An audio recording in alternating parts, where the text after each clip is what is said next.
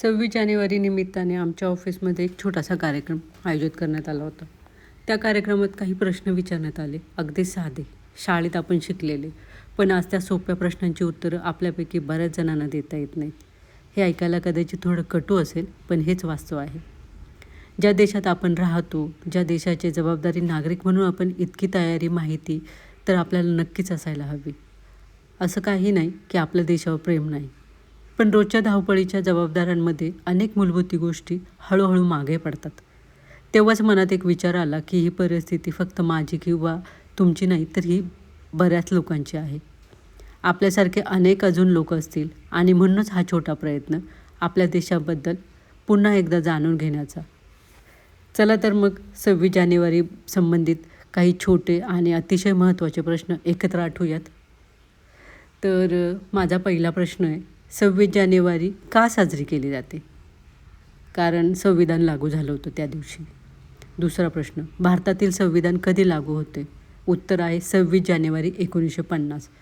तिसरा प्रश्न, संविधानाचे सभेचे अध्यक्ष कोण असतात? कोण आहेत? राजेंद्र प्रसाद. चौथा प्रश्न, संविधानाचे शिल्पकार कोण? डॉक्टर बाबासाहेब आंबेडकर. भारतीय संविधान तयार होण्यास किती काळ लागला? 2 वर्ष 11 महिने 18 दिवस. भारतीय संविधान जगात कशासाठी ओळखले जातं? तर सर्वात मोठे लिखित संविधान. संविधान दिन कधी साजरा होतो? 26 नोव्हेंबरला. भारतीय राष्ट्रध्वज कधी स्वीकारला गेला? 22 जुलै 1947. राष्ट्रध्वजाची रचना कोणी केली? पिंगळी व्यंकय्या. राष्ट्रध्वजातील केशर रंग काय दर्शवतो? शौर्य आणि त्याग. पांढरा रंग शांती व सत्य. हिरवा रंग समृद्धी.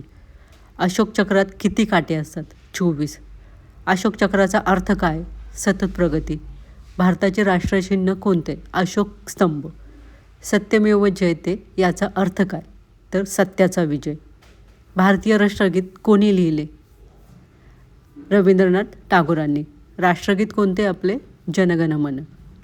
राष्ट्रगीताचा वेळ किती आहे? तर 52 सेकंद. राष्ट्रगीत प्रथम कधी गायले गेले? तर 1911 साली. भारतीय राष्ट्रभाषा कोणती? तर हिंदी. भारतात किती अधिकृत भाषा आहेत? 22. प्रजासत्ताक दिनाची परेड कोठे होते? तर कर्तव्यपथ नवी दिल्ली. परेडमध्ये काय सादर केले जाते? सैन्य शक्ती व संस्कृती. प्रजासत्ताक दिनी मानवंदना कोण स्वीकारतं? राष्ट्रपती. 26 जानेवारीचा ऐतिहासिक निर्णय कधी घेतला गेला? 1930 साली. 26 जानेवारी 1930ला काय जाहीर झाले? तर पूर्ण स्वराज्य. भारताचा कारभार कोणत्या तत्वांवर चालतो? संविधान. संविधानात आपल्याला काय देते? तर हक्क आणि कर्तव्य. आणि ह्या वर्षीचे आपले परेडचे मुख्य अतिथी कोण होते? उर्सुला वॉन डेर लेयने आणि अँटोनिया कोस्टा. आणि ते होते युरोपीय संघाचे. आणि कितवा गणतंत्र दिवस होता ह्या वर्षीचा? तर 77वा. माहिती हीच खरी जाणीव आहे आणि जाणीव हीच खरी देशभक्ती आहे.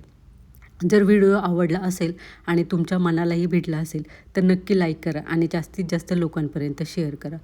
आपल्या देशातील किंवा देशाबद्दल जाणून घेणे हीच खरी जबाबदारी आहे. जय हिंद. मित्रांनो, कसे वाटले प्रश्न आणि किती उत्तरं बरोबर आली? कमेंटमध्ये नक्की सांगा. आपण या देशाचे नागरिक आहोत आणि अशा छोट्या गोष्टी जाणून घेणं हा आपला हक्क आणि कर्तव्य दोन्ही आहे. पुढच्या वेळेस असाच कार्यक्रम असेल तर आपली तयारी परफेक्ट असेल. गणतंत्र दिवसाच्या सर्वांना खूप खूप शुभेच्छा. जय हिंद, जय भारत.